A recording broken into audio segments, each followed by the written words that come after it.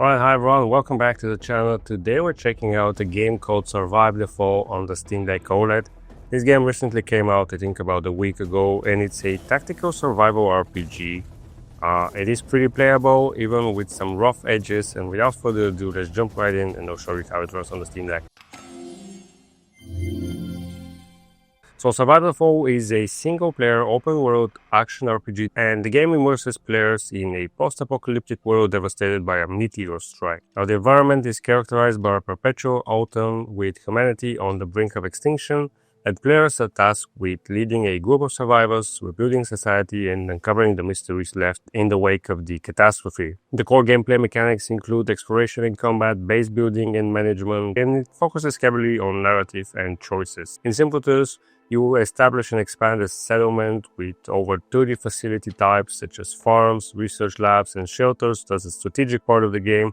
And you can actually engage in real-time combat with the option to pause for tactical planning when you do expeditions with your various characters. You have different characters that you can control, and they each have unique abilities, strengths, and weaknesses. And the game offers a rich, branching storyline filled with moral dilemmas and impactful decisions. Now on the Steam Deck, I originally ran it at the lowest settings, and it will run at about 90 FPS, sometimes dropping to 80 FPS, with a battery life of about 2 hours and 30 minutes on the OLED. And that's great if you just want responsiveness and don't care about visuals. The thing is though, this game doesn't really require a lot of responsiveness, and the visuals are pretty bad on the lowest settings. The game honestly looks way better with a little bit more detail. So the setup that I actually used was high settings with shadows, post effects, shading, and VFX set to medium.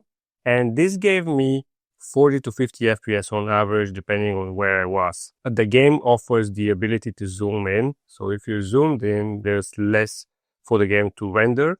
And in the zoomed in version, you will get more FPS, and in some parts of the game, for example, while building your settlement, you will mostly get 60 FPS.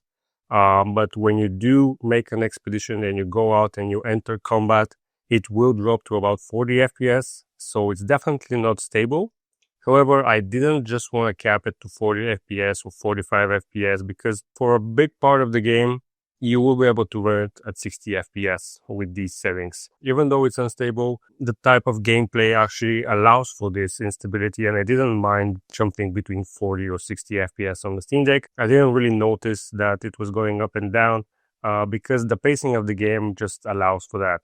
Now this setup will give you around 2 hours and 45 minutes if you do limit it to 60 FPS. And as I said, in busy areas, it will drop closer to 40, but still feels pretty smooth. Now you also have the option to lock it to 30 FPS. You can set everything to high, lock it to 30 FPS, and it will be very, very stable. And this will give you a battery life of just about 3 hours. And for this type of game, as I said, 30 FPS as well feels absolutely fine. The combat is more tactical than real time, and you can choose to play it in real time, or you can choose to play it with a pause.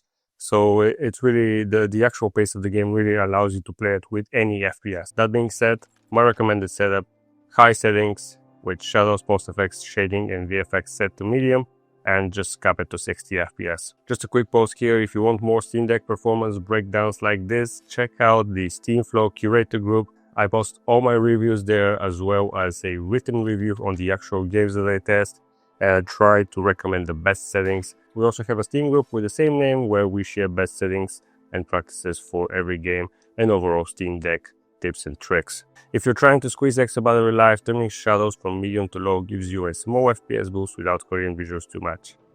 The game offers full controller support, but there are a couple of caveats. Some UI functions like fast forwarding aren't mapped to actual buttons, and I had to use trackpad like a mouse a few times. But it was never a deal breaker. It's still very playable and surprisingly smooth with a controller overall. There are a lot of menus that you need to navigate. You have to do research, you have to make choices, and you have to switch between characters. All of this is handled very, very well with the official controller layout. So final thoughts, is it worth it? Survive the Fall runs surprisingly well on the Steam Deck OLED. It's not flawless, but for a slower paced game, the deck is actually a great way to play it. You can play it offline. The game's depth and strategic elements make it a worthy addition to any survival RPG's enthusiast library, and As I said, it runs pretty well on the Steam Deck, so I definitely do recommend checking it out and playing it on the go. That's gonna be it for this video. If you found it helpful, don't forget to leave a like, subscribe for more Steam Deck content, don't forget to hit that bell icon so you never miss an upload, and let me know in the comments what other game I should test next. Thanks for watching, and I'll see you in the next video.